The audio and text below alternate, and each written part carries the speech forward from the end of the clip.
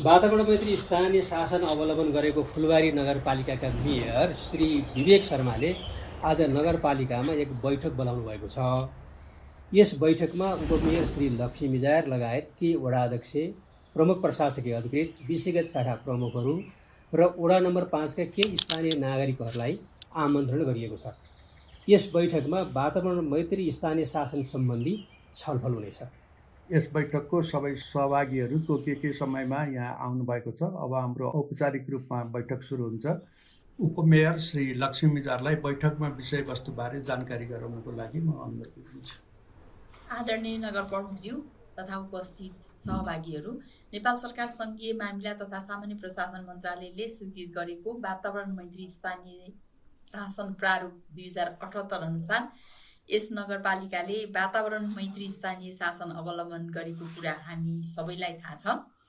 वातावरण मैत्री स्थानीय शासन वडा समन्वय समितिको अनुगमन प्रतिवेदन र प्राप्त सिफारिस अनुसार वडा नम्बर 5 लाई वातावरण मैत्री वडा घोषणा गर्न वडा अध्यक्षज्यूको अनुरोधमा हामीले यस वडामा अनुगमन गरी सोको प्रतिवेदन नगरपालिकामा पेश गरिसकेका छौँ। यस प्रतिवेदनले के कुरा बताएको छ सोको बारेमा यस बैठकलाई जानकारी गराउन म नगरपालिकाका वातावरण तथा विपद व्यवस्थापन शाखा प्रमुख श्री देवी माया अधिकारीलाई अनुरोध गर्दछु। हामीले अनुगमन गर्दा ओडामा भएको खानेपानीको स्रोतहरूको लगत राखी संरक्षण गरिएको र पानीको स्रोतहरूको गुणस्तर परीक्षण गर्ने गरिएको पाइयो।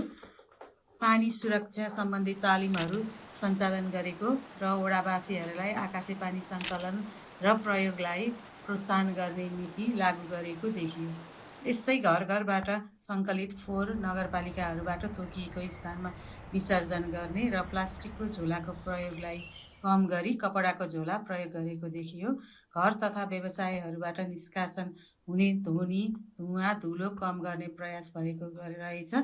यस अनुसार काम भएको हुँदा कसैलाई पनि कारबाही गर्नु नपरेको जानकारी पाइयो। यस्तै सडकहरूमा वर्षाको पानी निकास हुने नाली भएको र सडकहरूको दायाँ बायाँ रहेको नाली सफा गरिएको पाइयो।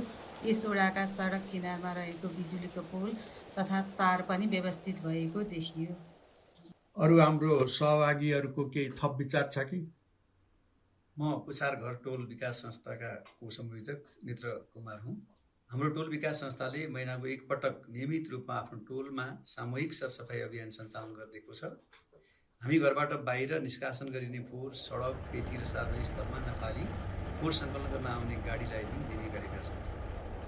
नमस्कार, म राममाया कार्की। हाम्रो टोलका सबै घर परिवारले शौचालयको प्रयोग गर्छन् र व्यक्तिगत सरसफाइमा ध्यान दिएका छन्। साथै आफ्नो घरभित्रको फोहोर सड्ने र नसड्ने वर्गीकरण गरी सड्नेलाई आफैले मल बनाउने गरिएको छ भने नसड्ने फोहोरलाई नगरपालिकाले तोके बमोजिम व्यवस्थापन गरेका छौँ। हामी प्लास्टिकको झोलाको प्रयोग गर्दैनौँ। घरपालुवा जनावर, कुकुर आदिलाई घर क्षेत्र बाहिर खुला रूपमा पिसा गराउनु पनि गर्दैनौँ।